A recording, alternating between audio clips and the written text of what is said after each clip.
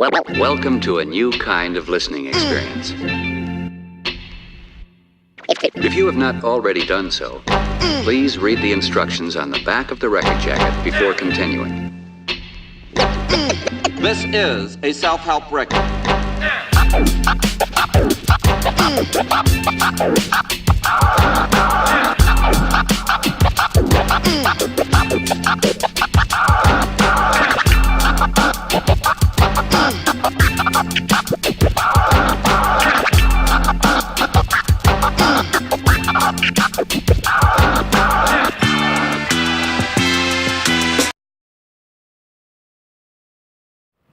Alright, let's get it out of the way. I fucked up. This was meant to be a two talking head Skype interview, and we had some technical difficulties at the beginning because Ben was on a phone and the software I used was getting a bit upset with it, and I thought I solved the problem, and then just as he started talking I suspected that I'd probably made some kind of boo-boo, because that's my thing, and I turned my dictaphone on about 40 seconds into starting, and that's what you're hearing. So it is my fuck up. I'd like to blame Ben for the whole thing, but I haven't quite thought of a way to do that yet. So here is Benjamin Boyce, and we're picking it up just as I've asked him to explain who he is and why he ended up going to Evergreen College, what have you, what have you. So without any further ado, Mr. Benjamin Boyce. Evergreen is it's a very unique college. The way that it's set up is that you take one program at a time. That program will last for a quarter. It'll be 16 credits. You'll have 2 or 3 or maybe even 4 faculty, and rather than those faculty will be specialized in different academic areas. Yeah. So, for instance, I did one full-year program which was titled Dark Romantics. And what we did was we studied French Romanticism, and we studied it from the philosophy, from the poetry, from the history, and from the art.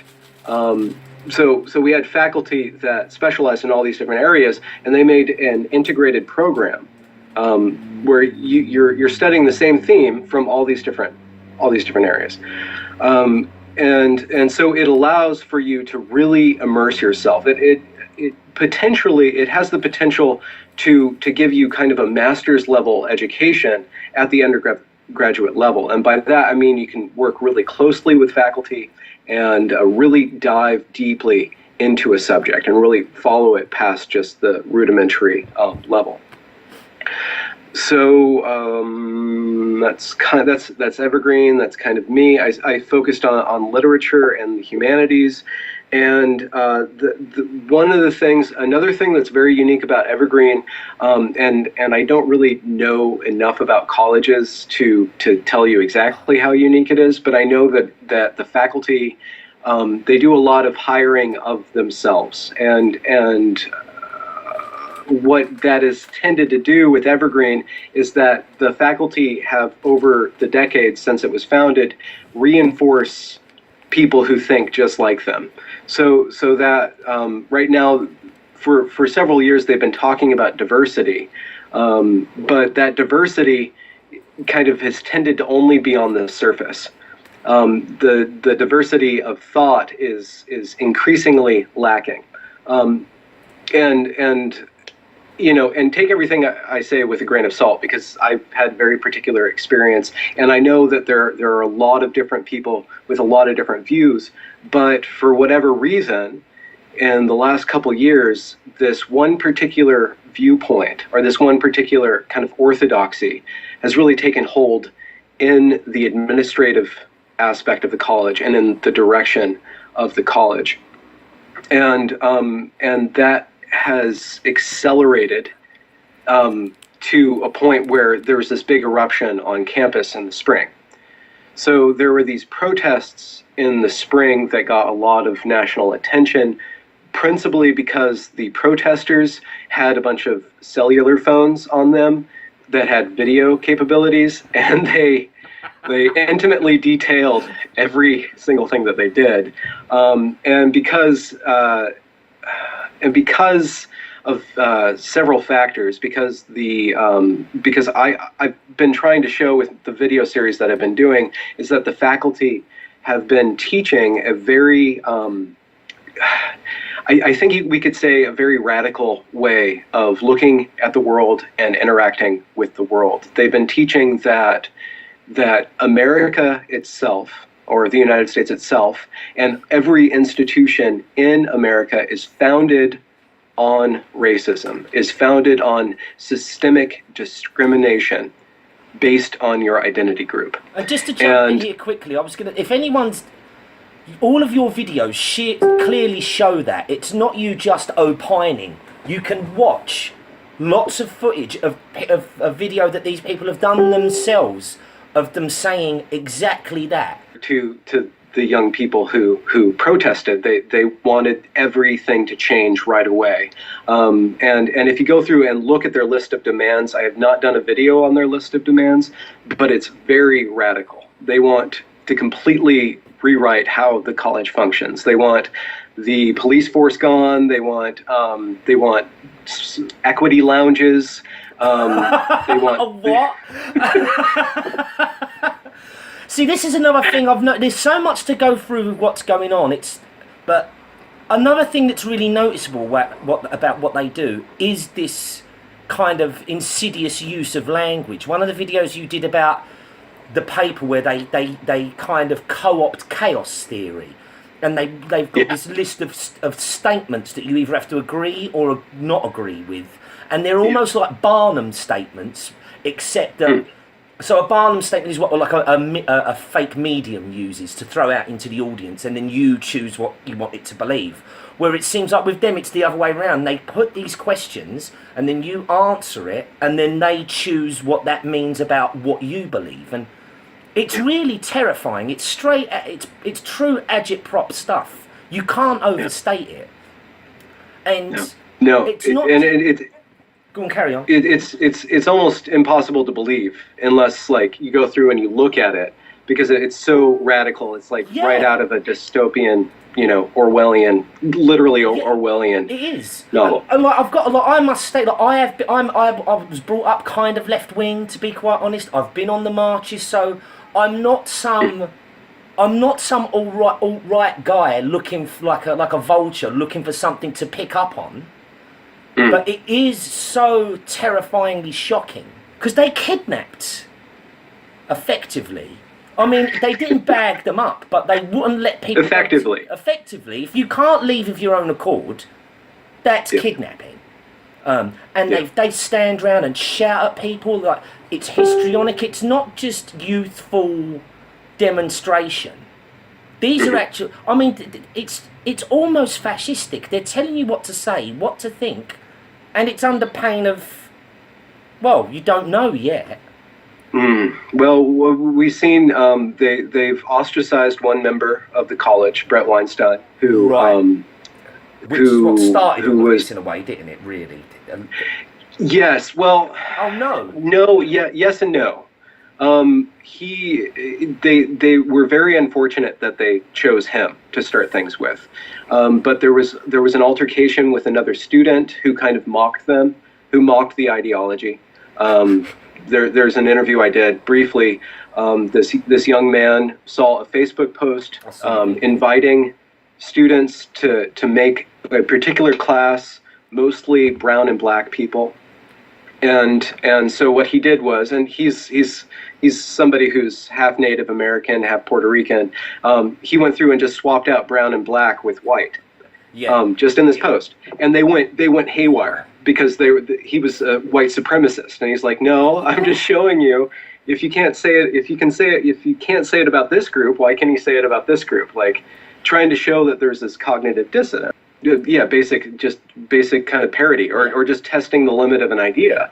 But the lack of self-reflexivity is almost total. And and so him posting that erupted in social network, anger and riotousness. And then he was confronted loudly. No physical contact was made, but he was very aggressively told to apologize and to stop disrespecting people. And he tried to get them to define what they mean by respect, but they just wanted complete compliance, complete obedience. and he wouldn't give that to them. So he went and he complained to the police, and then that kind of started, because these people also hate police. They hate authority. Maybe not hate, but oh, I don't think it's too strong a word. I don't think you can go. I mean, I urge everyone to watch the stuff. I'll put links, but you can't go around acting like that and then you sit there and kind of go, oh, well, maybe it's not hate, without being inside their mind. That would be the only assumption that you could make, honestly. Yeah, okay, yeah. Without knowing anything else. I'm a preschool teacher, so I try to avoid hate. So, but anyway, so that was one of the two people brought to the campus police and just asked questions just to fill out a report that formed kind of like that supersaturation point, right? That this group congregated against, and then it went to a professor who had been not even necessarily criticizing, but asking for discussion about this thing called an equity plan that wanted to completely revise how faculty behave, how faculty are hired around this concept of equity, which is a very weird concept. Talk when they was talking? Pardon about me? That? Was that when they was mentioning the canoe analogy? That yes. Because I found that whole thing equally bizarre as well. So this is a list of things that faculty and staff are to try and achieve, or...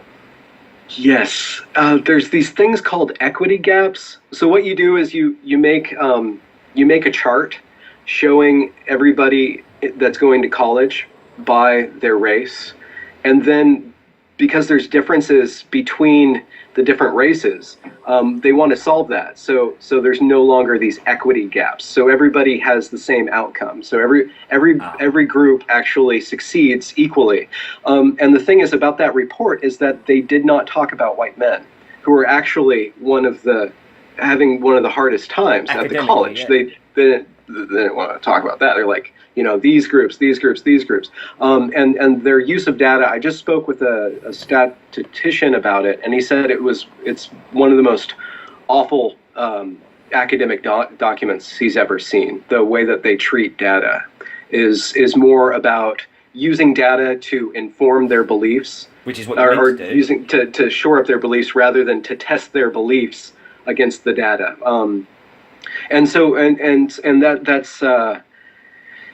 So Evergreen is a particular situation where you have people running along this equity, this social justice, or this intersectionality rubric, this ideology that wants to lift up the oppressed. It's a very noble goal, right?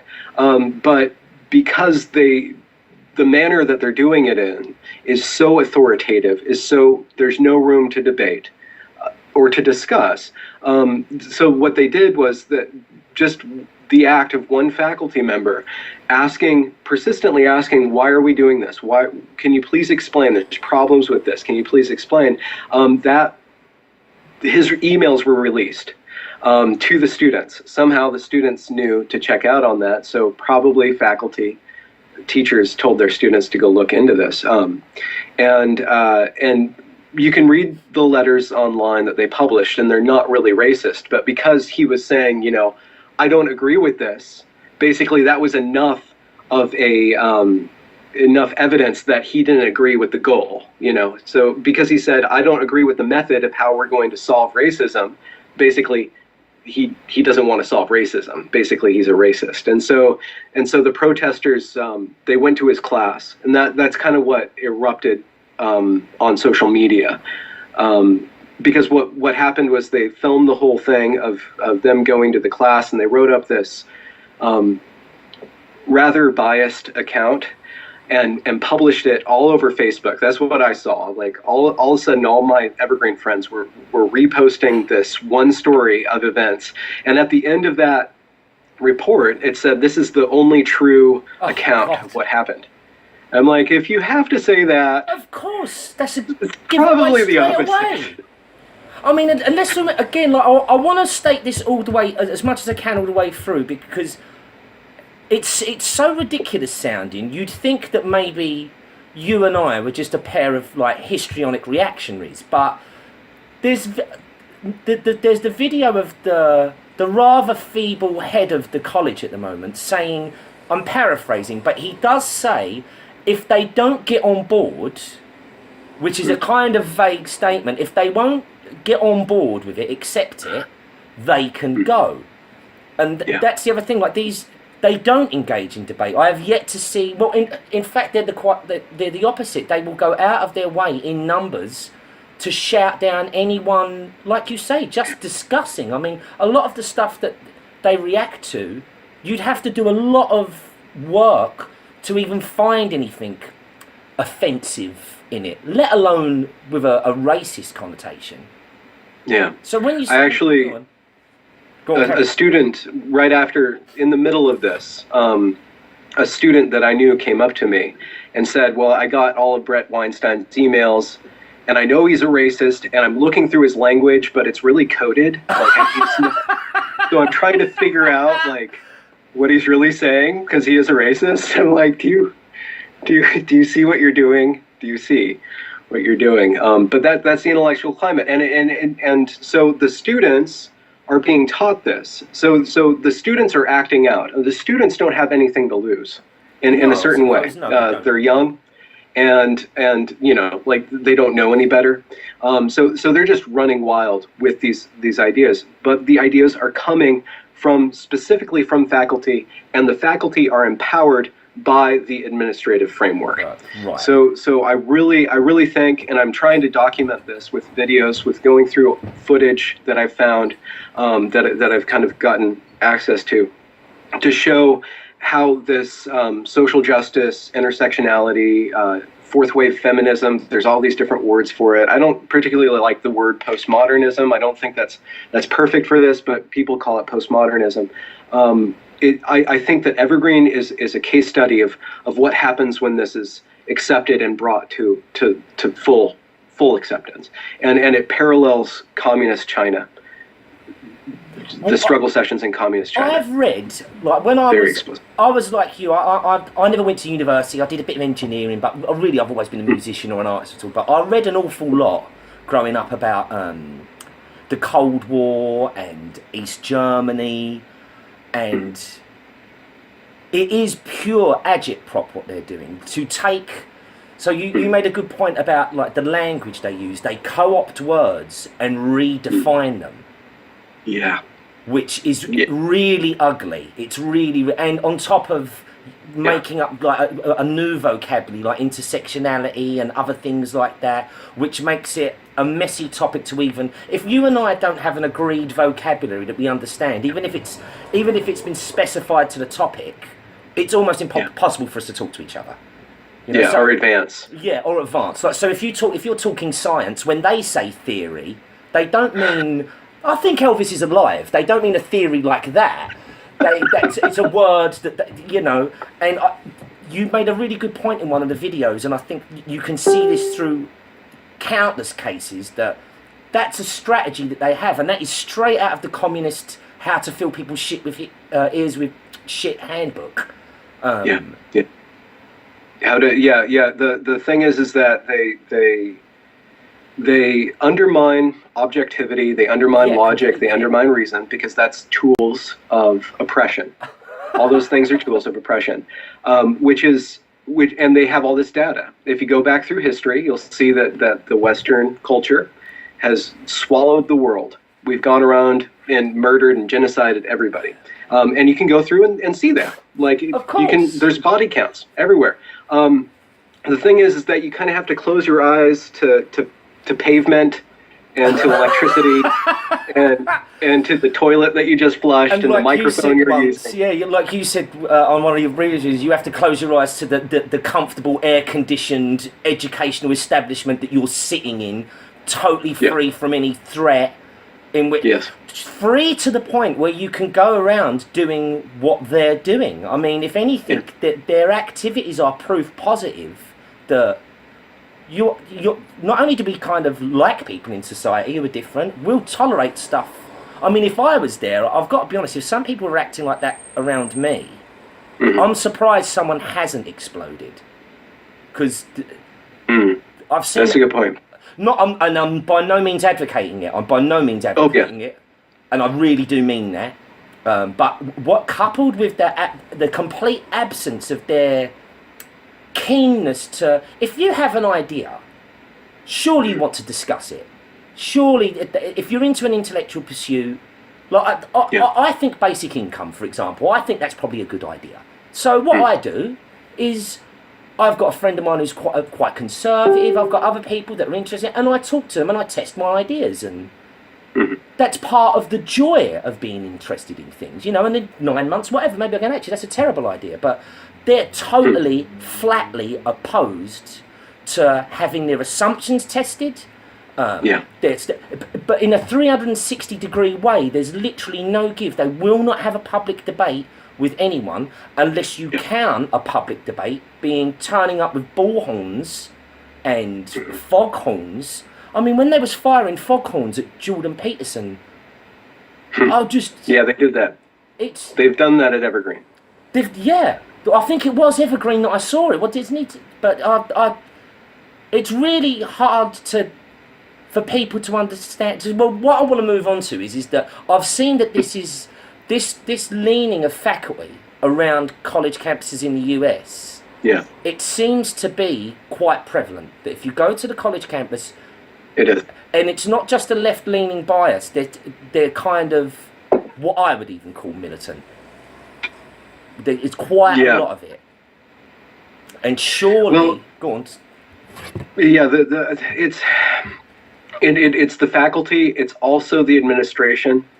And it's also this kind of third unspoken element in colleges called the student life, so a college has the administration, takes care of, administration. Then you have the teachers who do the teaching. And then you have the student life aspect that does all the, like the dormitories and the different student groups and the different activities and stuff. And that group is exerting a lot of power to kind of like forward this progressive agenda, to kind of to forward what they call at Evergreen, they call the First Peoples, which is like this multicultural center, and they put on all these events and bring all these speakers, and all the events and all the speakers are always one view. There's no discussion. It's just people that agree with this one view, and that agree in different ways with this one view of history and of the present and what we need to do to change, to lift up people.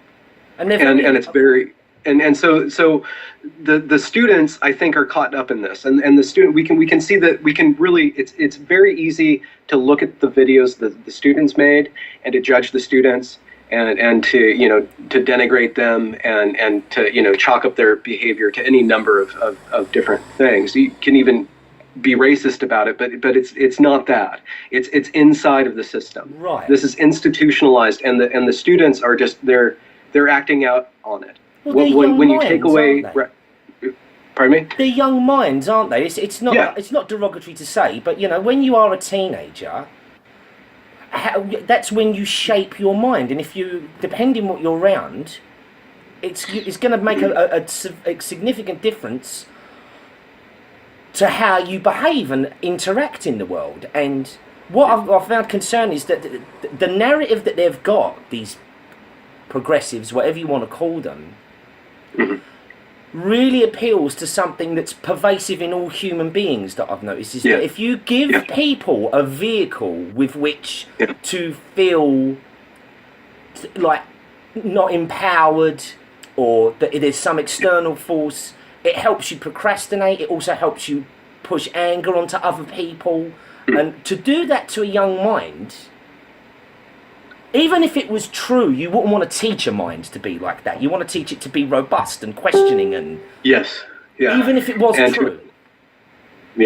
Absolutely. I just came across an email. I got this in America. We have this Freedom of Information Act. Yeah.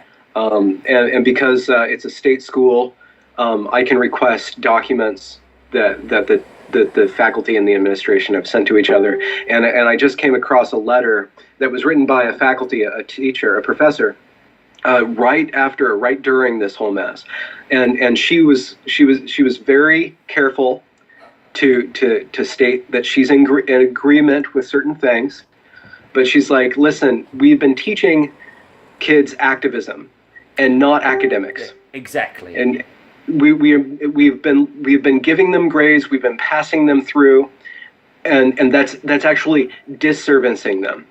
It's actually doing the opposite. And I think that married with you take those two things. You take activism. You teach people that they need to change the world, and you don't teach them how to think, how to communicate, how to count. Then and you even say that you even give them tools to say that rationality is biased, that objectivity is really suspect. Objectivity, I just saw something the other day that I don't know, from a faculty member saying, like, we need to see that objectivity too is subjective, What? Like, okay, well, if you take that away, if you take rationalism away, if you take like patient, considerate, calculation or thinking through things, then what is left over? It's the Dark Ages. It's just power. It's the Dark It's just Ages power. again. Yeah. The only way to win an course. argument is Might. force. Yeah.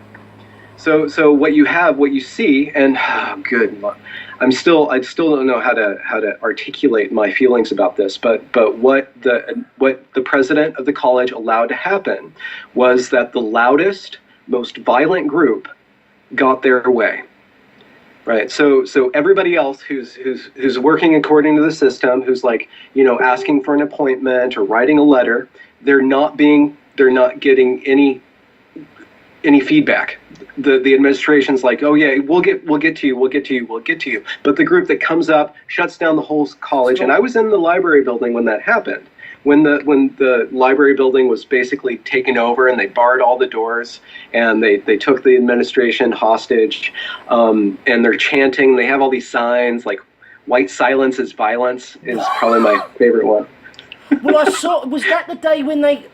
Because I don't have a temper problem. I really don't. I'm not one of those people. But when I saw them screaming and shouting at that female faculty member, like, hey, hey, ho, ho, this, whatever it has got to go.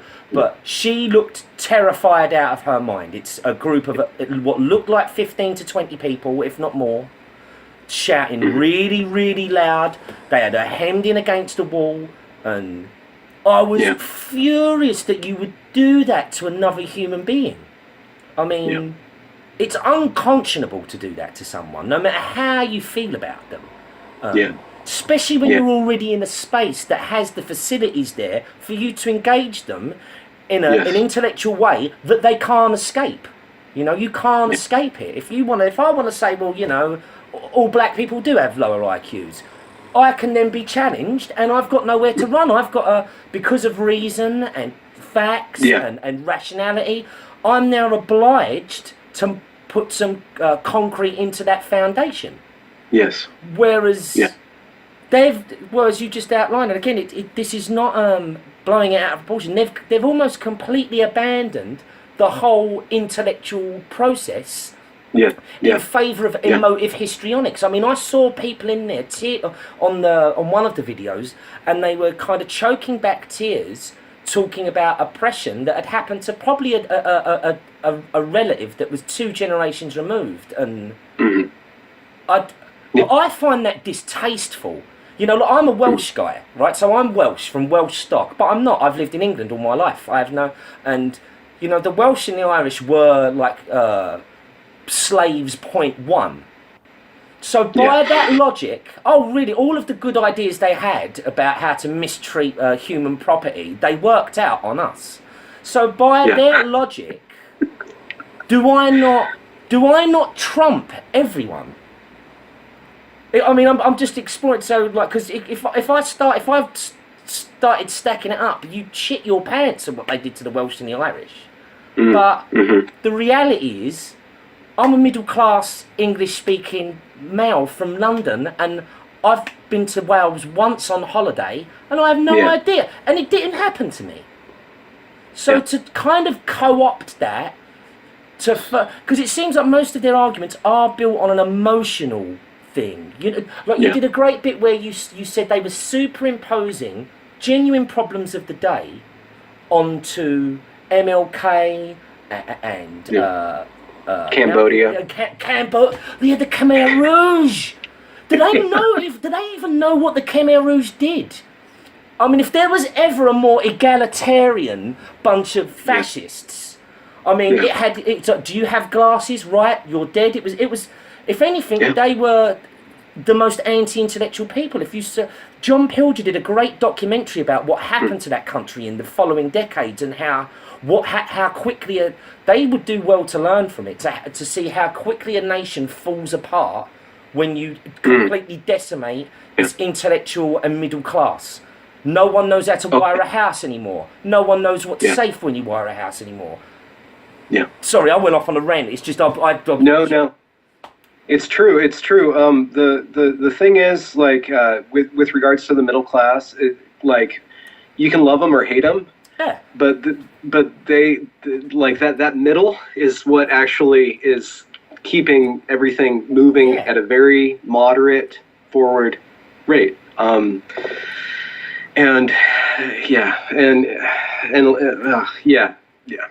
thing. So go on. You carry on if you had a thought. No. Go on. Yeah, I mean, people have to watch this to see it, and I really recommend anyone watch the videos that you've done, because I was really impressed by how upbeat and patient you are about trying to present what's happening there.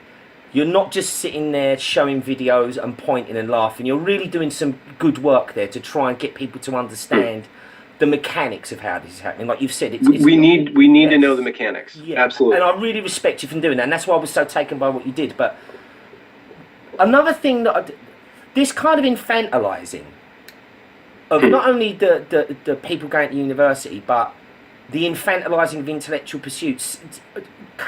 I saw the speed debating. Have you seen speed debating?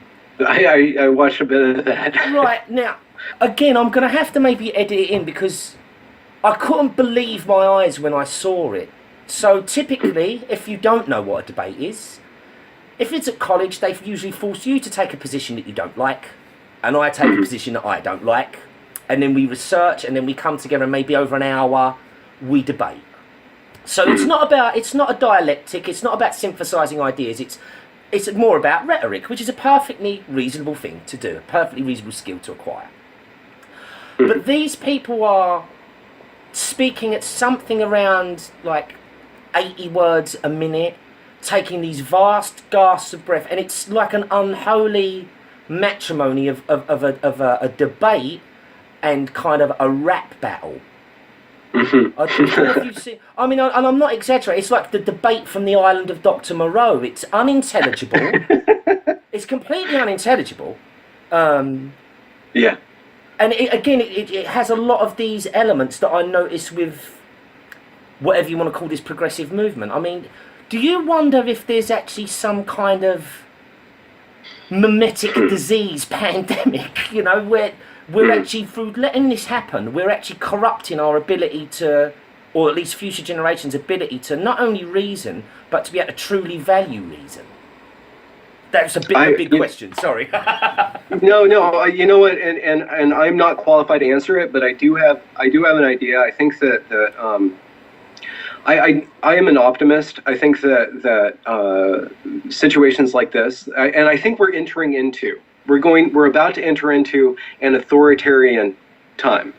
You just said you was an optimist. The young people right now, at least in America, there are studies, and I don't have them to reference, but there are studies where they are actually embracing authoritarianism. They're embracing like there are certain things that we shouldn't say, and there should be councils. You know, there should be government regulation of speech, and that's something that's just embedded in the way that young people are thinking now. I think we're entering into this time, and I think that we're going to pass through this time. I think that just like the printing press led to the Reformation, but it took a lot of people dying, a whole lot of people dying, to get through that heretical kind of motion towards the Enlightenment. I think the internet is another kind of printing press. Totally and agree. we're going through a time where we need to adjust. Our whole society needs to reformulate how we interact with data in this new way. And so I think that there's growing pains, and I think that there's a lot of work that we need to do, especially there's a lot of people that are a little bit older, and the people who are coming of age right now. We need to really kind of go after, in a very patient methodological manner, these bad ideas, and to go back and to just patiently detail why these ideas are bad, and then use events like Evergreen, and I'm sure that next year colleges in the United States, this is going to happen, and all over these these safe zones, all these safe places are going to become the opposite. They are going to become the opposite, and they have to become the opposite. Yeah, of course. Because what a safe zone is, it suppresses your ability to talk, and that forces you to have it forces you to yell. It forces everybody to erupt. That's just how it's going to work. Yeah. What I was wondering is, if a big part of it is that, so you're a young mind and you don't really know how to weigh the quality of, so you make a statement about a thing, and then three other people who are unrelated make a similar statement about an event, so that now makes that observation more, they don't know how to weigh evidence, and then you give them this machine that will literally feed you the world in high definition, and it goes from the outright spurious gibberish like Flat Earth to a Sam Harris podcast or a Jordan Peterson, and if you're not equipped, I mean, I think I'm relatively smart, and I have to take my time with stuff, because it's difficult, but if you're not equipped with it, and now you have this tsunami of information at your fingertips and in your back pocket all the time, that may well fry your brain if we don't start encouraging people to take a more paced methodological approach to things. Because otherwise, I wonder if that's what's helped us get to a stage where people are speed debating and running around campuses screaming this kind of stuff. Yeah. I think it's all connected, and it's impossibly complex. But if you can accept the idea that complexity and not being sure is a better place to be than being sure, you're actually going to be more effective. Actually, if you can deal with like doubt, you can go overboard with doubt, and I think that actually thematically, in a way, my generation, Gen X, we kind of went a little too far in the doubt. When we were young, it seemed to me that you just doubt everything, and everything sucks. We didn't blame it on the man. We didn't blame it on the system. We blamed it on reality. Yeah, that's a really reality good point. Itself bites. And if you can figure out, like, well, I can doubt myself into oblivion, but without doubt, I can only believe. And belief is essential. It's essential to have belief and to make an assumption, but it's also it takes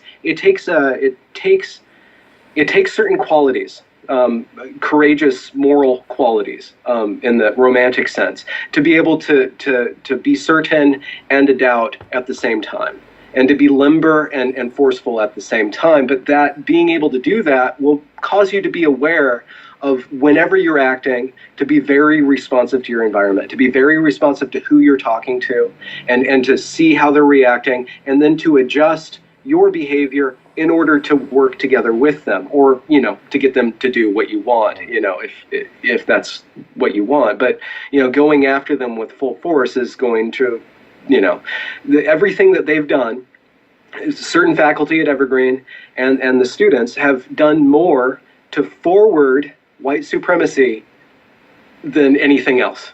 They probably potentially set the conversation on race back 20 years. Yeah. They probably even set it back to Martin Luther King Jr. times, and not completely, but potentially. Well, I certainly wouldn't have expected, like, hey, great cliche here, I've got a lot of black friends, but I actually do have a lot of black friends.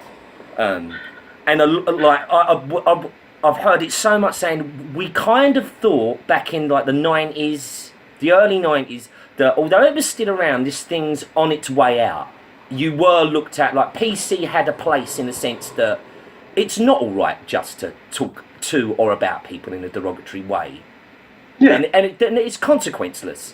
You know, you can't do that. Whereas now, I never ever thought that I'd live to see the debate take the shape. I mean, it's easy to point at Trump, but I think you're having these crises everywhere. You know, Le Pen in France. I mean, it seems modest, but the whole Brexit thing over here, I've never lived in my country's never been like this before, but it does feel split down the middle. Never felt like that before them. Because I don't even like calling them progressives.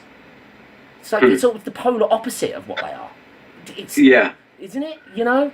It's hard to not find a derogatory. It's hard to find a non-derogatory term for them, because anything you say about them is just going to eventually become derogatory because of their behavior. Yeah. And that behavior, they have at least in American academia, with regards to what's loosely called postmodernism or feminism and intersectionality, they have very systematically over the last 50 years shored up this belief system, and they've figured out all these different ways of behavior so that people nowadays they're just running on the assumptions that, you know, rationality is biased. They're running on the assumptions that objectivity is subjective.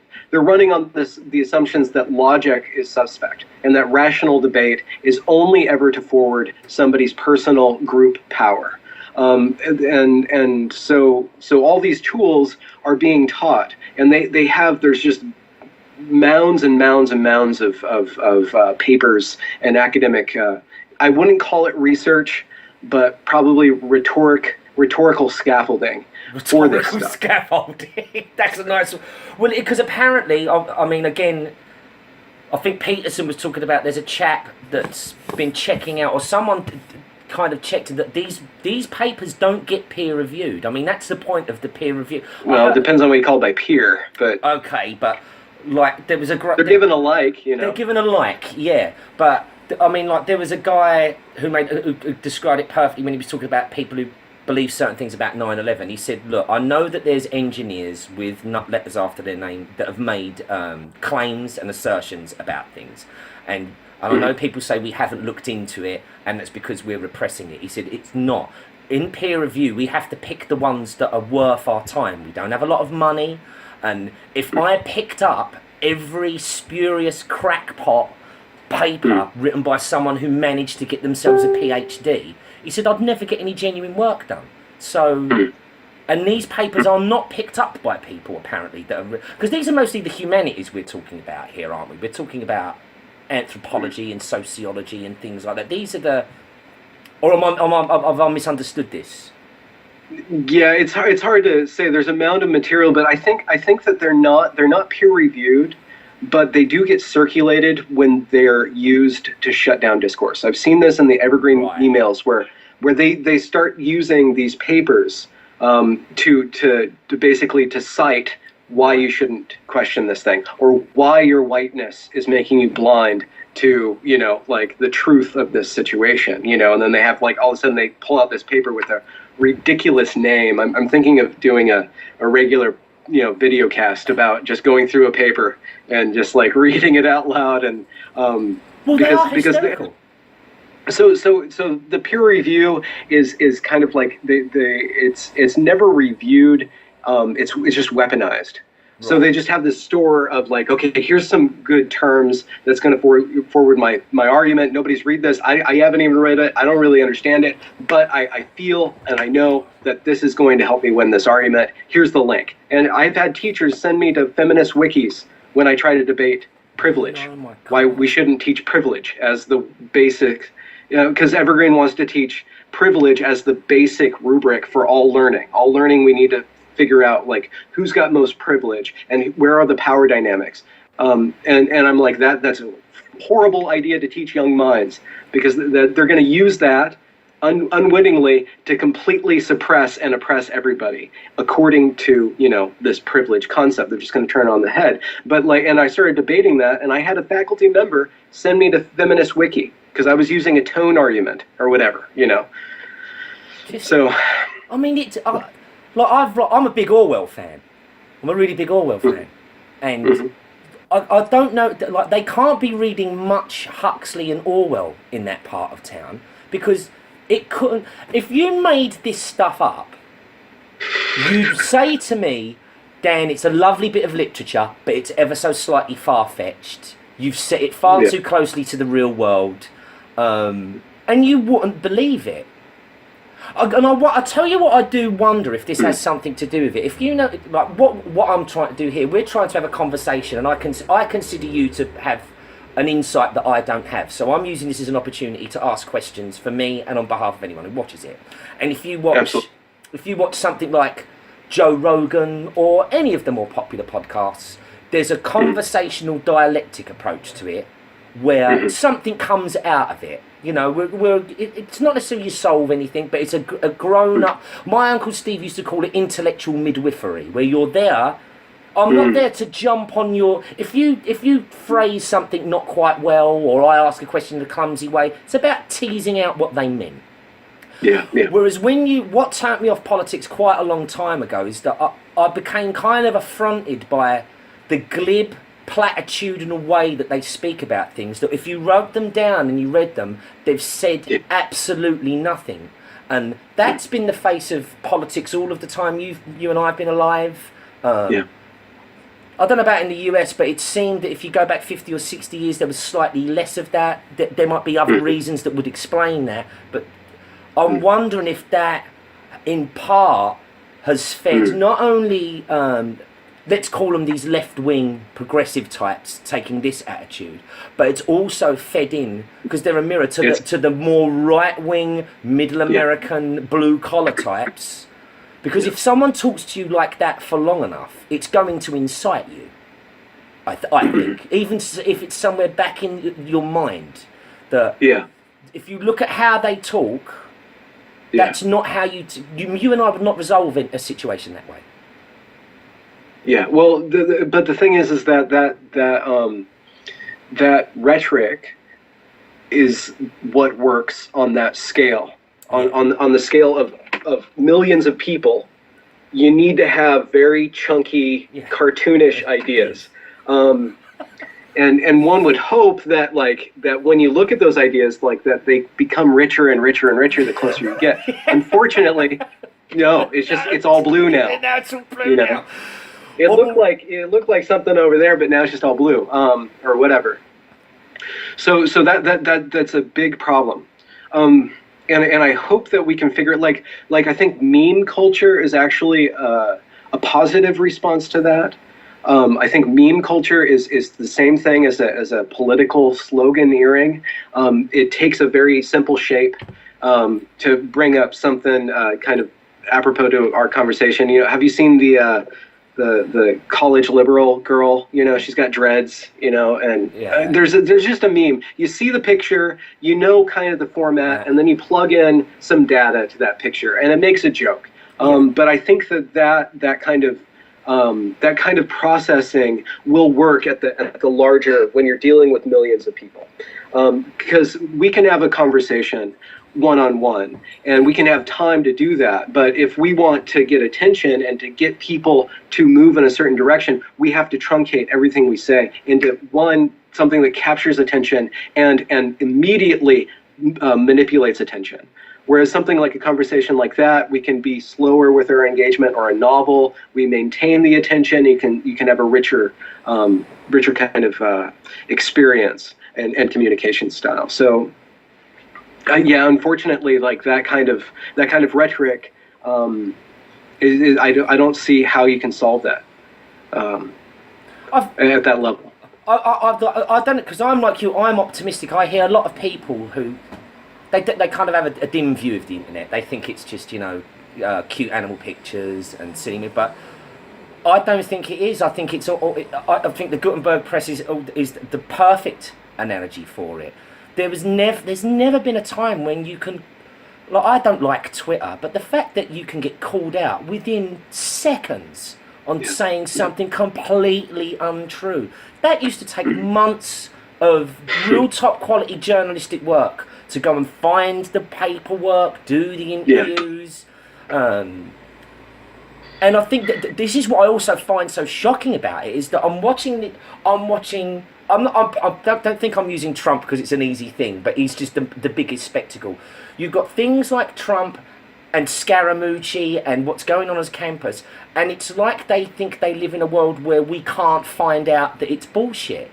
It's like you can always tell how much respect someone has for you by like the quality of the lies they tell you. To say things to me that are demonstrably untrue, demonstrably, clearly, objectively not true and misrepresentative, is an insult to me, you, discourse. It's medieval. It's totally backward, and it's as if the internet isn't there. You know, I don't have to just Google. I can do a little bit better than Google. You know, there's some good search engines where I can find those papers. It's like I find it really shocking. But are you optimistic? Because I think that ultimately what will change is the culture, and then the system will have to respond, as opposed to what we've done before is waiting for the system to change, and then hopefully we can go, yay, it's changed.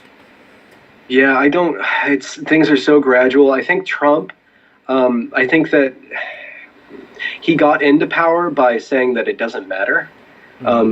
Truth or lies doesn't matter. And he was up against the perfect opponent, absolute perfect opponent with Hillary Clinton, who's, sorry to say this, a liar through and through and through. Yeah, she is a liar. So I think they're both equally reprehensible. Hillary just happens to be a woman, and she's using all these kind of good things to get into power, whereas Trump's like, yeah, fuck it all. You know, I just want power, and we're just powerful. We're just gonna do it. So I kind of admire the fact that it's not about truth, it's purely about power, because at least that's consistent. At least we just know everything he says is a lie. Whereas it's not hidden behind all this passive aggressive stuff. Like I'm sorry to say this, I shouldn't say this, but I think Hillary Clinton would have been worse. I agree with you. Worse because one, she would have shut down discourse. I saw this when I tried to debate people, because I'm Bernie Sanders supporter here, really distrusted Clinton, and just trying to bring that up with her supporters, I would be shut down as a misogynist. Same thing at Evergreen. I'd be shut down as a racist, as a misogynist. They have all these weapons. They've weaponized everything to shut down discourse, which I absolutely think is much worse than having somebody who's just lying and is openly just swindling our country and openly just running us straight into ruin, instead of hiding it behind this whole thing where I can't really criticize things. At least we can criticize Trump. There's an honesty about it. In a weird way, there's an honesty and a total dishonesty. Like I think Sam Harris made a really good point. He said, "Look, we're all like right now. You and I are thinking out loud as we're talking, right? There's no way this like he's got like multiple character flaw disorder, if there's such a clinical definition. But there's no way what comes out of his mouth can be reflective of a genius upstairs. But in a way, it is better because we can actually deal with it." I think Slavoj Žižek made a kind of point about that once, that, you know, when your parent comes up to you and says, look, you don't have to go to your grandmother's this weekend, but, you know, it would be nice if you did. They're imploring you to not only do it, but to want to do it. Whereas if I come up to you and say, Ben, you're coming to your nan's this weekend, whether you like it or not, at least you can remonstrate. This kind of insidious mind game. And I think as well what would have been bad about Hillary, which I actually think is what's going to be bad if someone like Jeremy Corbyn wins in the UK, because he's not quite like Bernie Sanders. He's an unreconstructed socialist. That people like you and I typically would be like, oh, it's all right, we can go back to our comfortable life now. And you've not. Really what you've done is you've just gone back to status quo. Yeah. Well, be careful. I think the status quo isn't that bad. Oh, okay. I think that like and I say that I think it's amoral. I think it's a good buffer to slow down change. I think the middle class and the status quo it's there for a reason, and I think that it's I think we all need to be kind of against it and aware of it, but kind of understand that that's the way that like we need to have that. We need to have a commons We need to have Yes. something that's kind of institutional gray, that we all kind of go in and like, well, this is where we're at, But like, I think that it's kind of a healthy thing, just like on a large scale. So we're not always changing too fast. Because that would be hellish. Because I could like that. To be radically changing direction, narrative, approach on a twice a decade. Yeah. Well, I mean, and even if you're against the status quo, your status quo is revolution. I mean, that's just the status quo that you want. In a way, like I think that I'm going after that word in particular because I'm working on a video right now where a professor's using that in both ways. So what do you mean by that? What? Don't give the video away, but. No, I'm one of the professors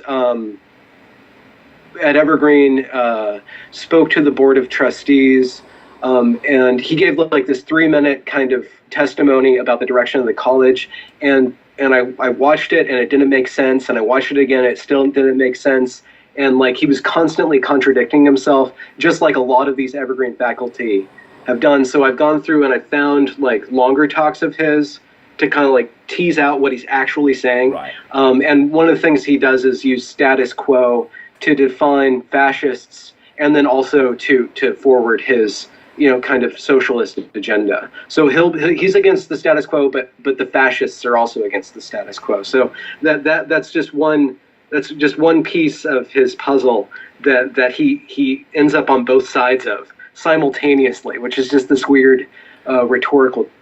It's fascinating how like a lot of the rhetoric with regards to very, very far left academia is constantly accusing you of what it's doing.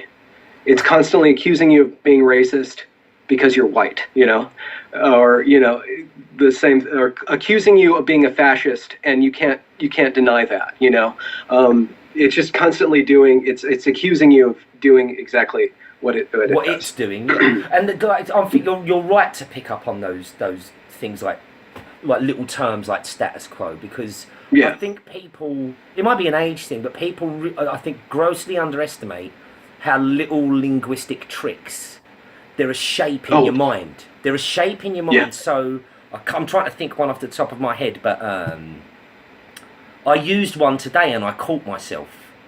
But you say something and it's actually a broader concept, and then when you think about it, it's like, well, actually that's not really what I mean, and it becomes vague. And because language is such a kind of a clumsy tool in a lot of ways, which is good, which is kind of good, but it does mean that you have to be forever vigilant that you're using terms that everybody agrees on what the meaning is. That's not a kind of thought policing, just within the context of the conversation.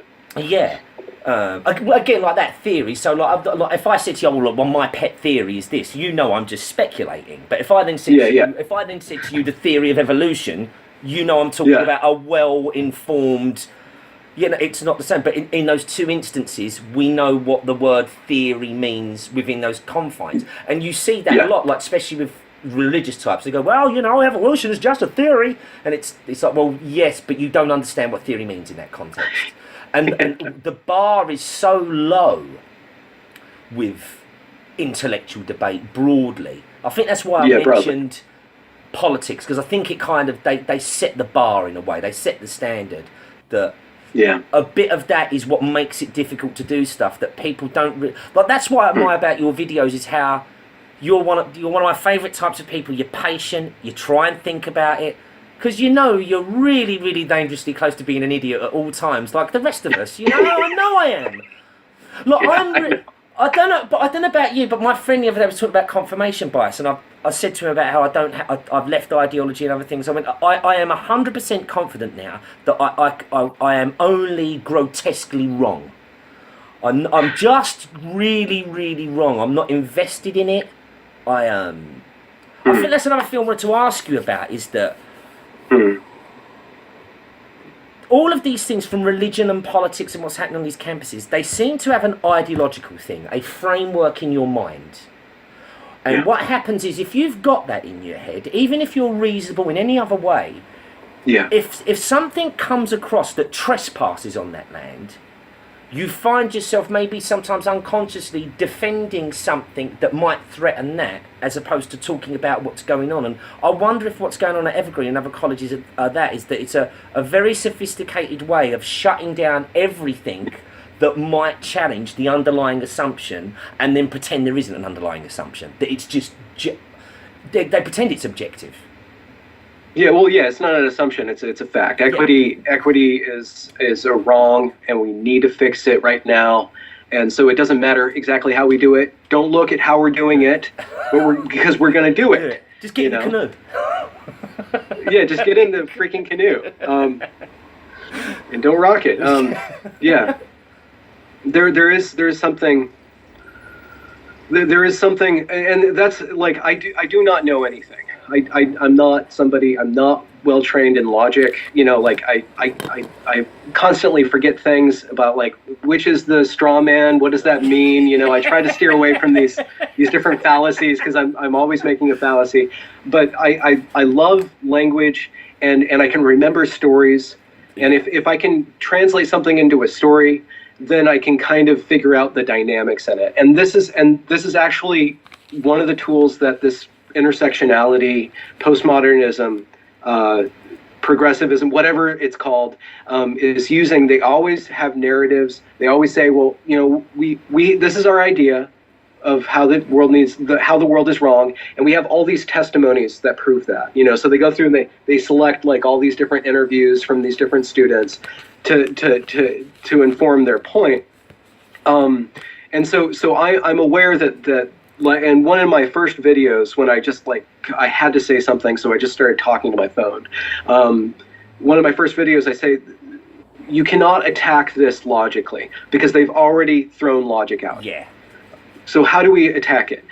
It still holds together. It still operates. What operating system did we use before we had logic? We had religion. We had stories. We had mythologies. And so we need, so that's what I'm trained in, and I have a feeling. I'm intuitive. I'm feeling. I'm everything that they are, really. Oh, really? And actually going through this has kind of made me actually appreciate logic and appreciate rationality. Whereas I always kind of like, well, I don't want to be tied down. I want to be free. I want to be able to bend logic. But the thing is, I want to bend words. I want to bend logic in a way that gives delight, in a way that shows something new. What I'm seeing them doing is bending language to exert control, is to actually, it's anti-imagination. And that's something that I can say that I believe in. I believe in the imagination. I with regards to, we can debate endlessly whether or not humans have free will, but like, I think we all have an imagination, which is the capacity to think of something new. Yeah. Which, if whether or not we have the ability to choose something new, I think we have the capacity to see something new, to invent things, to change things, and so to go through and to study their rhetoric, their use of language, I can start to make concrete. I can make their relativity concrete and say, this is actually what they're doing. They're actually manipulating you in this way. I think that's one way that we can actually get something new out of what they're doing, or use this movement, like these. They're not atrocities yet, but they're kind of they're appalling. We can use like these appalling events to actually show us something new about how we operate, and to kind of remind us that we are tribalistic by nature. We are very heavily predisposed to want to be right, and we will go to incredible lengths to make sure that we are not wrong and not proven wrong. I mean, I think that's what I've enjoyed about watching. That's why I really liked when Brett Weinstein went on Joe Rogan, and he talked about other things afterwards. And it's been a bit of like, I kind of knew it in the back of my head, but after watching these genuine academics, people who genuinely they are genuinely clever, not just naturally clever, they've put the effort in, and some people are better at that than you, it really drove home how kind of the flaws in a human being and how I can't do it a lot, but I could then identify when I was doing it. And it's like having a stranger in your house, if you like. It's like there's this fucker running round that, because of how it's wired up, genuinely... Yeah, if you're lucky, there's only one. If you're lucky, there's only the one. And I think that's why it goes back to what you were saying earlier about what they're teaching these kids. Your mind is like that, and you have to be very careful what you hang on the walls up there, because it will shape how you think. Like I read quite a bit, but mostly factual stuff. And my friend's a writer, and he was appalled at my reading list. I said, "What are you talking about?" He said, "You don't read enough fiction." I said, I went, "Yeah, I mean, I do every now and then." And his point was similar to yours. He said, there's great ways of making really subtle, nuanced points that have all the weight and gravitas of a logical argument. If you read Vonnegut, if you read... And the funny thing is, if you read someone like Bertrand Russell, he makes real good use of things like that, like small little stories. And I think you've probably got onto something there, because it does seem that the whole front kind of offensive of what they do is based on people's personal story, a narrative. And that's kind of true. There is a narrative. We tell ourselves we're smart, forward-thinking, conquerors of the universe. So it might be... That's a good story to believe. I mean, even if it's false, to believe yourself the hero, even if you're not the hero, even if you're not the smartest man in the world, it's still, if that's the story that you're working within, you're going to have a much better capability when you meet a difficulty to say, no, I can do this. This is dangerous, but I can figure this out. Like that, just to have that, and to see that's used just as much by the villain as the hero.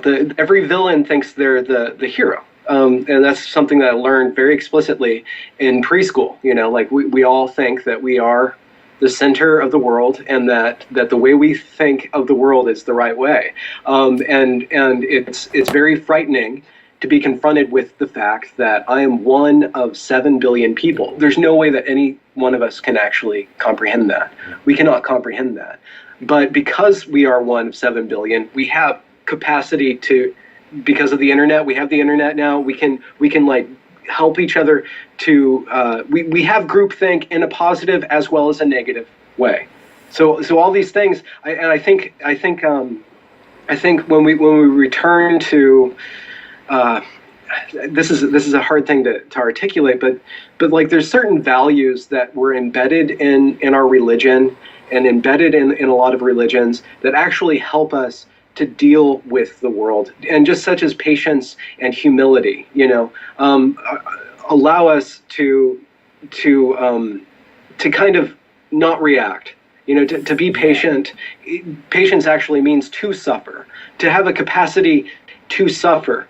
Suffer our own selves. Say, no, I'm not going to do that. I'm going to wait, like suffering in all these ways. Well, that actually allows us to become masters and aware of more and more of what's actually kind of going on underneath the surface, which there are always going to be dark things. There's always going to be strangers in our house, but if you're quiet, you're going to be able to hear them, much more than if you're just like the one shouting all the time.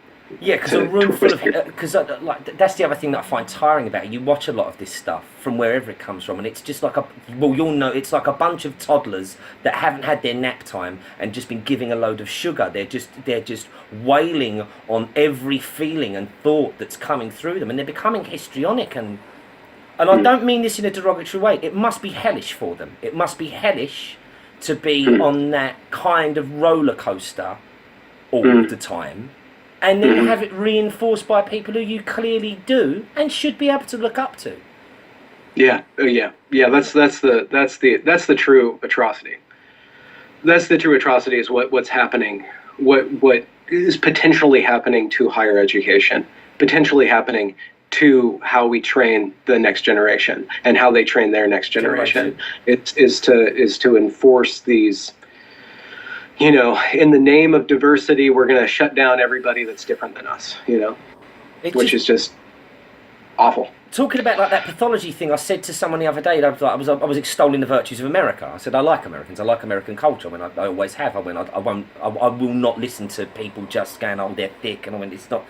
And I was talking about a healthy pathology, and I said, you know, if you're British, it's kind of pinched and it's hobbled ambition. It's well, it just works out like that. I went, and Americans kind of, I know it's a stereotype, they're like, yeah, you can do it, it's like fucking go for it, yeah, it can happen.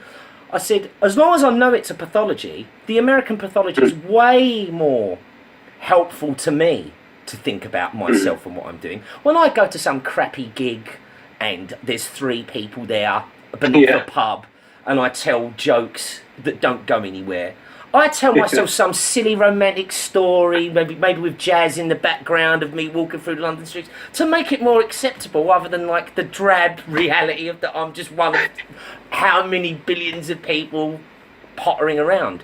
And I think that, because I was a bit, when I hear people like you that mention, oh, that's something that maybe religion taught us, from years of being, like I was brought up in a house with no religion. Automatically now, a heckle goes up on autopilot. It doesn't matter what I really think about it. I automatically just go, ooh. And that's another example of how my brain's just firing on autopilot. I'm from like 30 odd years of doing it. And when you say that, you don't mean... Do you think there's a real importance and need to folding narrative as well as logic back into how we talk and discuss things? I mean, like, because I hear that a lot from people now, especially like yourself. Do you think that narrative it's been like denigrated, talking about things? Well, we're saturated with it, right? I mean, how many TV shows do we watch a day? You know, we're always engaged in narrative. We're always engaged in story. Something happened in the humanities where they started teaching a single narrative instead of teaching about narrative. Right. They started teaching, and that's one way of thinking about it to make it make sense for me. Like, there's this, the post-colonial narrative, like, right? So Western culture, they, for whatever reason, they went around and enslaved the world and colonialized the whole world, and that's bad, and we can see that everything that they've done is to exert power, and that's a narrative. Yeah. So when you teach that narrative, then you get to plug in all these other resources to that narrative, and there you go, you have your education. But you're not getting the real education, which is like, well, that's one way of looking at it. Yes. But what if we organize the data in this other way? Does the data still fit together if we look at it this other way? Well, no. We have to actually look at it in all these other different ways. So that's the real education of the humanities. That's what it is to be a human being. It's to say, okay, I understand how logic works, and I know when it's going to apply. It's not going to apply when I need to get my bed covers back from my lover, like that's not the time to bring logic up, like to say, like, a human being is somebody is the entity that has access to all the different tools, right? And is not necessarily, and also is always at risk of becoming a tool themselves to their own tools. Like, and that's just something that I think that ties back into whatever I call the imagination, the capacity to transport, to imagine ourselves as a rock or as a bird can also allow us to become a rock, or become a knife, like a knife is good to cut your steak, but it doesn't care. It'll stab another person too. Like to understand the benefits and the detriments of all these different things. And I think that's what the humanities should teach. And so when I talk about narrative, it's like I'm talking about the meta narrative. How does a narrative work? Yeah. Like we can break it down into, like, you have a character, you have an environment, and then you have the interaction of the character and the environment. You have the things that are happening, and so if you look at any given kind of belief system as stipulating a character, like within the oppression or the Marxist kind of narrative, you have the oppressor and the oppressed. And so what you do is I said this in one of my videos, you act as though you're the oppressed. And so what sort of actions are given to you? What kind of behavior is going to be precipitated by thinking in that way? Right. So if you're aware of these different narratives, then you can kind of say, okay, yeah, it's actually important to understand when I am oppressed that this is how I'm going to act, but that's not going to completely define me. Like, I also have these ways, like we were saying, like, it's good to have like a hero role, but it's also good to say, actually, I'm not. Actually, I am the fool, in certain respects, to be able to have like a panoply of I guess it's like a mild psychosis, like you're saying, like a mild multiple personality disorder, to know when I'm being this way or when I need to be this other way, like the different hats we have. So to be able to have a human education is to know these different kind of stereotypes. And then when you're interacting with people, to see kind of how they're acting and to kind of understand their meta-narrative, like the framework, and then to be able to challenge that in a way that allows their world, their narrative, to expand into yours. And so you can both be heroes in the same drama in a way. It's empathy, isn't it? In a way, that's kind of a function of empathy. Like, yeah. And as well, I think I believe that is true, and what it means is that, like, the atomic weight of mercury doesn't change on a daily basis depending what mood it's in. That's why it's an easy thing. Scientists get an easy idea. But with Trump, it is simultaneously true that he is. It's simultaneously true that he's an opportunist, a blowhard, a bit dim, uninspiring, whatever other derogatory things you want to say about him. But he's simultaneously also a bit of a hero for some people. He is honest in his deception. These things are not, it's not either or, and I'm sure we could think of more if we had the time, but that's why I suppose it is really important what you're saying, because you then get to a place where you can understand like a 360 narrative approach to things, and it gives you the ability to break out of, like, I was furious when things happen, but I can see how else that could be perceived without even changing the data. But that's a narrative, or the meta-narrative of it. And whereas they're treating the narrative like it's weird. Again, it's like a paradox. Like, it's a narrative, but it's objectively true, but objectiveness is subjective. It's hell without them taking on board exactly what you just said, the kind of appropriateness of when you apply these things, because it doesn't work when you want to get your records back, Going in and going, listen, I've done an algorithm and you totally have to give me back my Talking Heads albums. I did an album, you totally have to. You don't have an argument. And it's... do you know what I wanted to ask? Like, I was really surprised of what goes on, and you're sitting in that university and you're making your videos, and you're quite smart and you're saying some stuff. Has anybody bothered you, or do they know who you are, or are you worried that they might find out? I think I'm in a very unique position because I have zero status, so I can say anything, and the people who agree with me will agree with me, and the people who disagree with me will, like, he's nobody. He's nobody. He's just another white racist or whatever, So I don't threaten anybody. In a way. Sorry, I have to plug in my phone. So I go on campus. It's summertime, and I go on campus, and I always I'm a little nervous when I show up.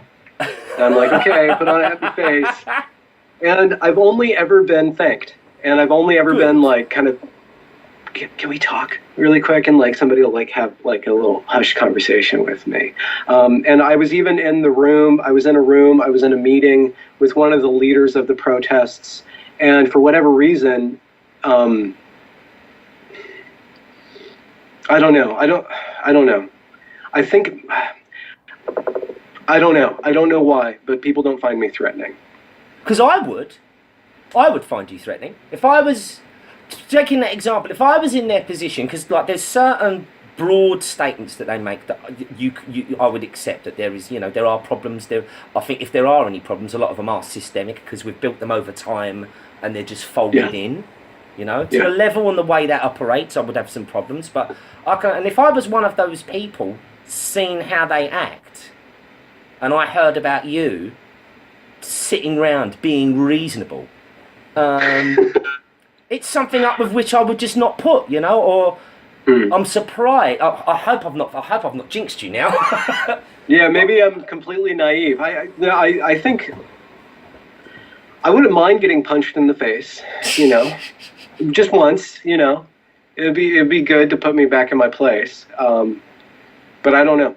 I've not received any hate mail or anything like that. And I think that actually, I think things on campus have really calmed down. I think we have, they've gone back to the administrative level, which is the true problem, which is the administrative. It's all the people who are running the show that are the real problem. And that, and all of my videos, I think all of my videos, I've really tried to even go too far to excuse the protesters and to really like be tender around them, because my enemy is the ideas. My enemy is the behavior itself, not the people who are acting in this way. I do have problems with the administration, and I think that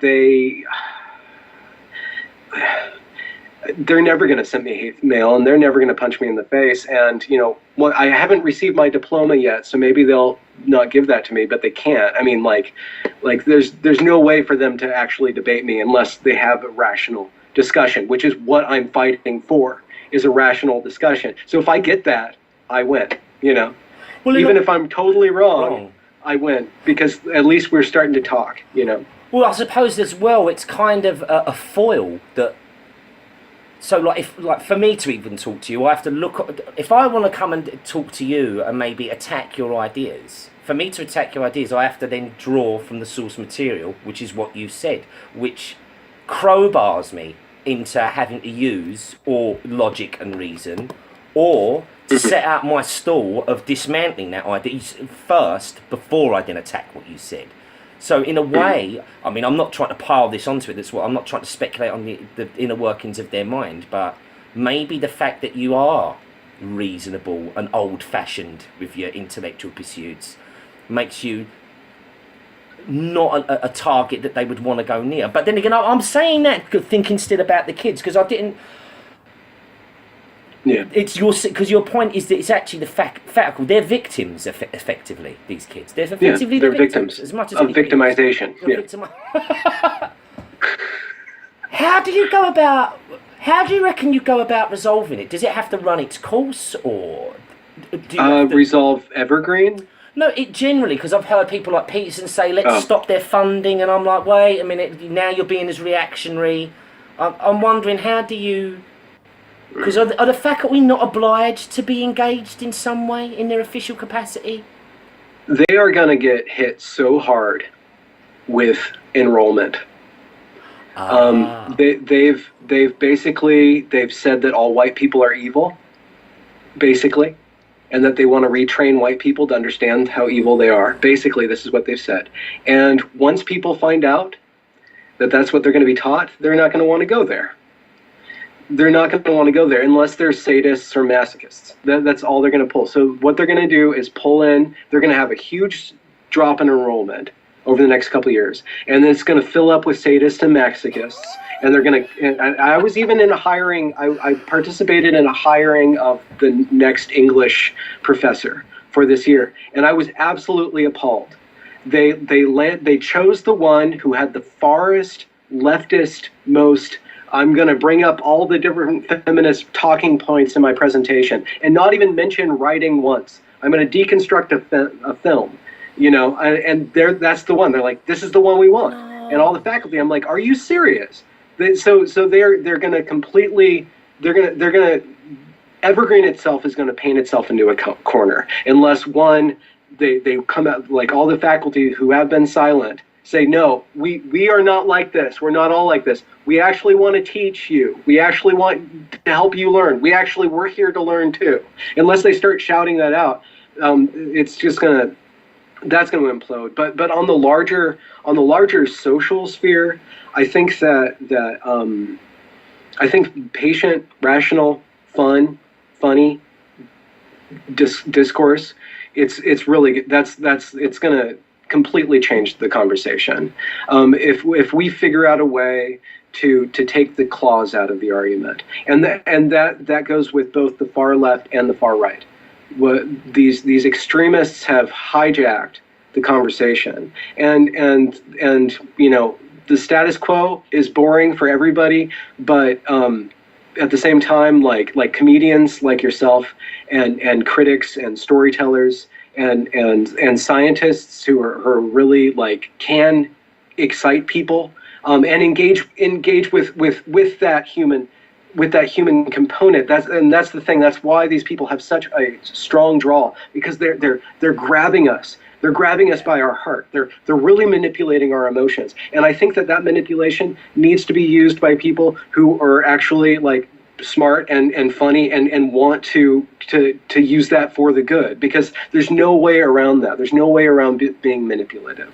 There's no way around that. No. You just need to understand. I mean, I don't know why my videos have gotten as many hits as they have. I know that it's a hot topic right now, but once you get that attention, you actually have to make good on it. Like the whole concept of being interesting isn't just.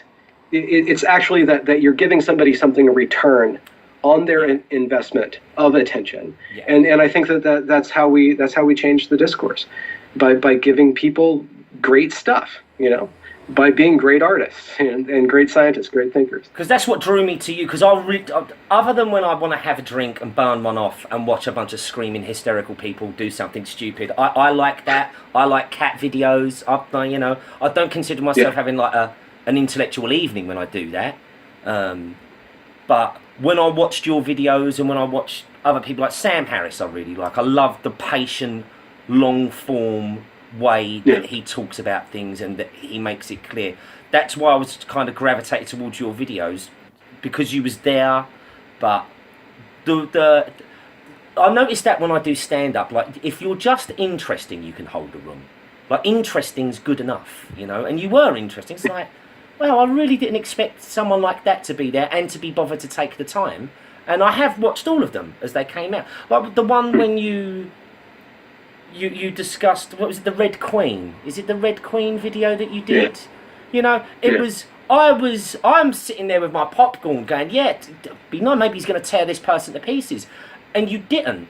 You just, with a little bit of humour, just kind of pointed out some of the ironies within what she says, and if anything made her look bad, it was herself. But I think that is really important. I've often thought that the reason why moderate people, balanced people, whatever their persuasion is because maybe we have relied so hard or so heavily on just pure logic and reason that we let the narrative get away. Because you're right, cold logic and reason is never going to compete with unicorns and dragons and versions of hell and all that. It's a much better story, and you can't ignore that. And if you do it at your peril. At the same time, there needs to be at the same time, the people who believe in unicorns and dragons and to a certain extent homeopathy. Not completely. I think that there's room for that, but they kind of the young people, they're fighting the power and stuff while they're they're chewing on their popcorn. That came from this system that's put together and that functions by the people who have decided or who were forced. The true heroes of the worst part of life is how boring it is. And the people who wrestle with the dragon of boredom are the heroes. They're the ones who put the whole thing together. They're the trash man and the mailman and all this, which is and once you teach people to take delight in the intellect and to be reasonable with the unicorns, then they can accept the fact that after their little hoo-ha being crazies at college, they're going to have to get a desk job, and they're not going to be prepared for that. They're not going to be prepared for that, like, actually functionally. They're not going to be able to have, like, their writing and reading skills, and psychologically, they're not going to be prepared. They're going to have these huge expectations, like, the Khmer Rouge is coming, you know, like, no, it's not. Actually, it's just tooth decay, man, Yes. and the gout, you know. Like, that's the only thing really coming for you. At That's this point. such a good point about the like my friend. He's a new friend of mine, and he's a bit of a troller, and he's conservative, and I don't have a lot of conservative mates, but he's a very funny guy. And I was doing stand up and I did it years ago, and I started doing it again, and I hit the buffers a bit, and he looked at me and he said, "Look, don't take this the wrong way." He went, "But what it is he went, because he's conservative, conscientious, hard work, you know, he's got that kind of attitude, which I admire." He said, "What it is you find these things easy. The novelty's worn off. You've now realised that it's drudgery and work like everything else in this life, and now you're going to walk away from it, and you're going to miss the best of it." Like when I teach music to people, like I started playing guitar when I was 11, and I've said to people, look, it is sitting for hours doing something so monstrously tedious. I would actively discourage you from doing it. And I think you're right, it takes people away from bored. Yeah, the tediousness of life is the thing that it hit me harder more than anything else. The wars because they were all kind of interesting. All the horror I could deal with. I was just shocked at how dull it is to be a comedian, how dull it was to be an actor, how dull it was, you know. And you get these tiny little moments where it shines, and then the rest of it might as well just be a job. You might as well just be, you know, filing. And for $40K a year, at least you'll have your $40K. Yeah. And see, this is why I brought up again, and like this is my speculation. So I'm getting it clear now. This is an ill-informed person making a speculation, but from a place of concern. That when I add up how they talk and how people in public life have talked, the kind of fatuous nature of a lot of our entertainment, when I start piling it all together, it does look like more of a kind of mental disorder. And I don't mean they're mad or ill, but it's a lack of, not a mental disorder, it's a lack of mental well-being. You know, to be that hysterical, to even Scaramucci the other day, when I heard that interview, that car crash interview we went on after, that I felt sorry for him, that someone who's clearly had a relatively successful life should have enough time and money to relieve the tedium, was on a TV show, and if he said it once, he said it 1,000 times. Oh, so-and-so is my great friend. The endless signalling, it was so... And this is a big feature of public life. And when someone like... You would never make it on TV, Ben, because you'd sit there and you'd be kind of reasonable and full of a bit of doubt, and no one wants to fucking hear it. And I wonder if it is a kind of collective mental unwell-being. Or am I just being too hard or dismissive? Or I think there's a way to be clever and tedious at the same time.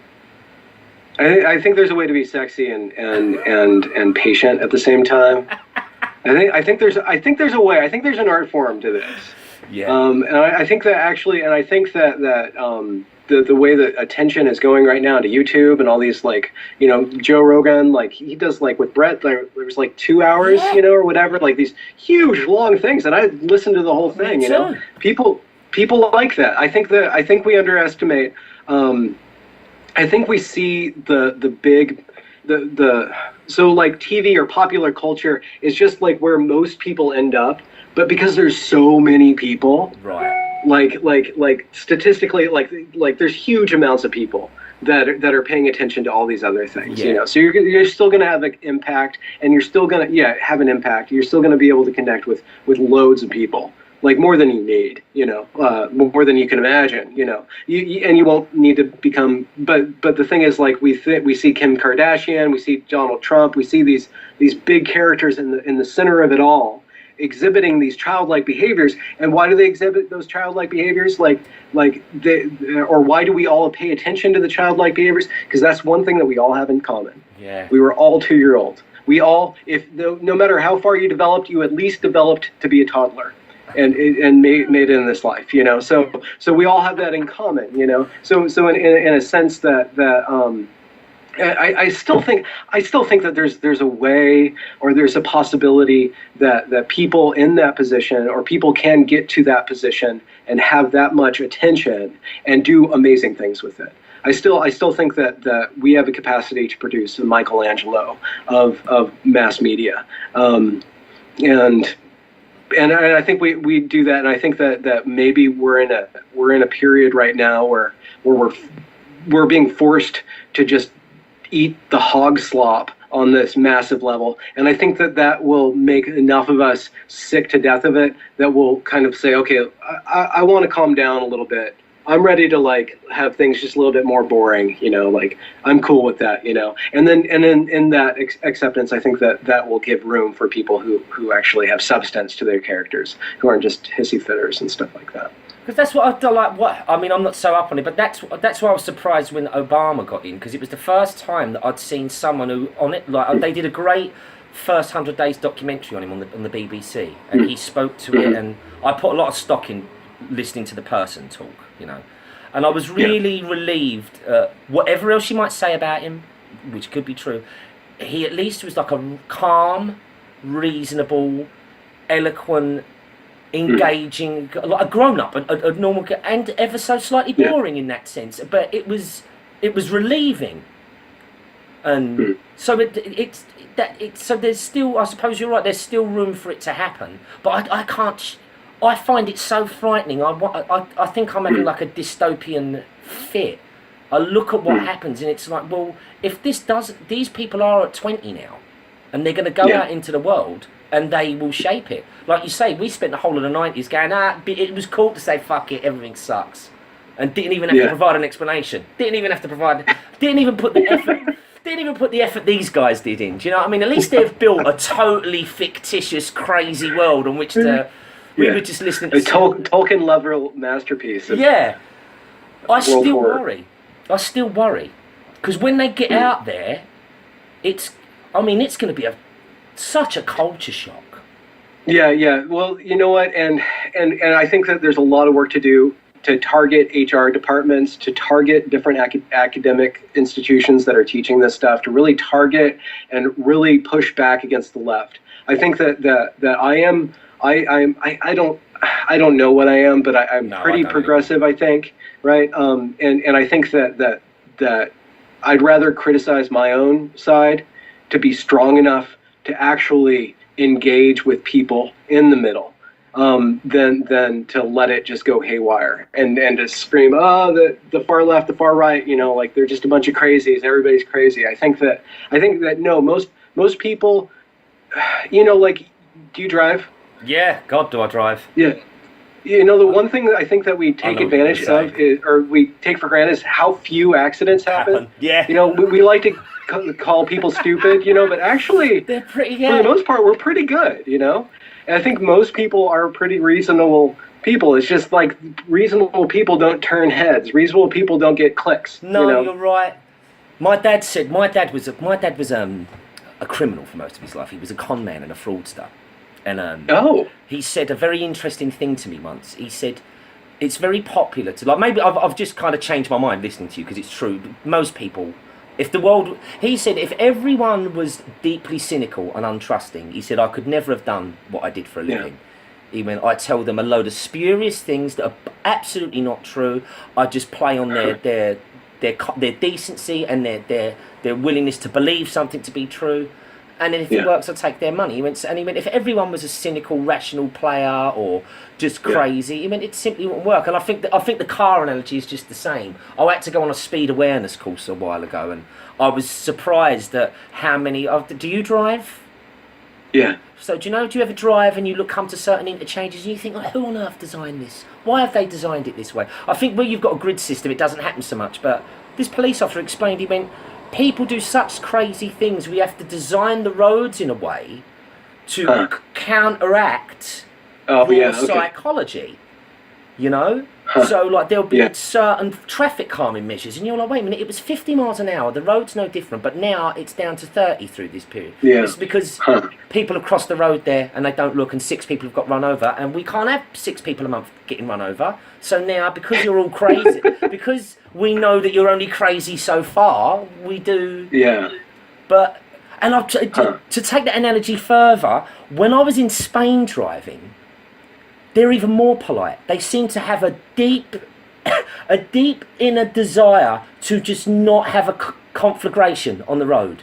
No, I was driving my friend and I said, it was like the 3rd day, and I said, have you noticed anything? He said, no. I said, no one's bipped their horn. No one screamed at us. And it's a pretty, and I suppose you are right. If you're like me, you're watching this stuff. The truth is that, tedious people like gluing the world together, they don't get they don't get a ticket parade, and without they don't. Would be like I'm an introvert, and I can only afford that because there's millions of people doing things every day that make that possible for me. I'm as reliant on them, if not more so, than anyone. Yeah. Oh. Yeah. I think we can.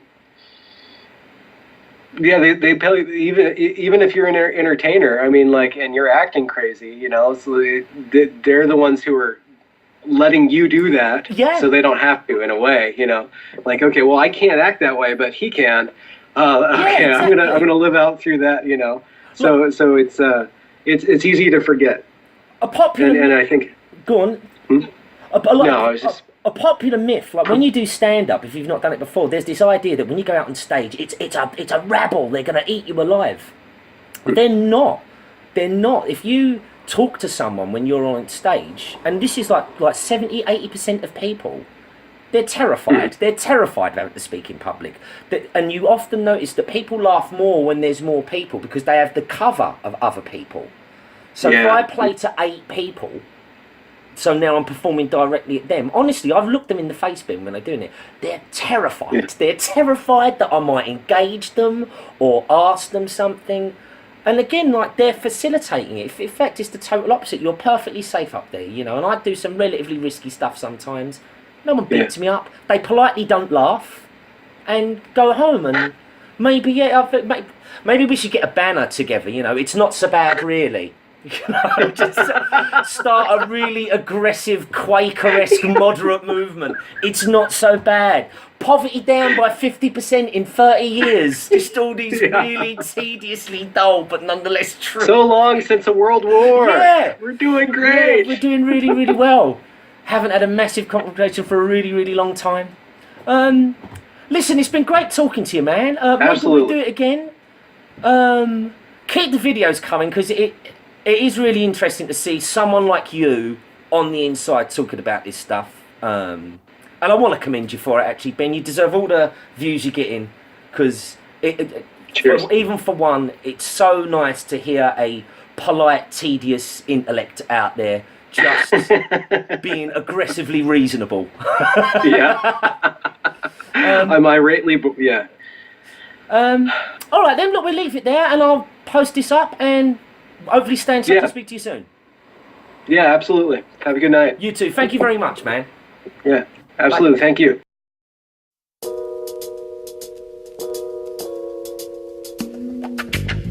Here's a disc jockey who got too mellow for his own good.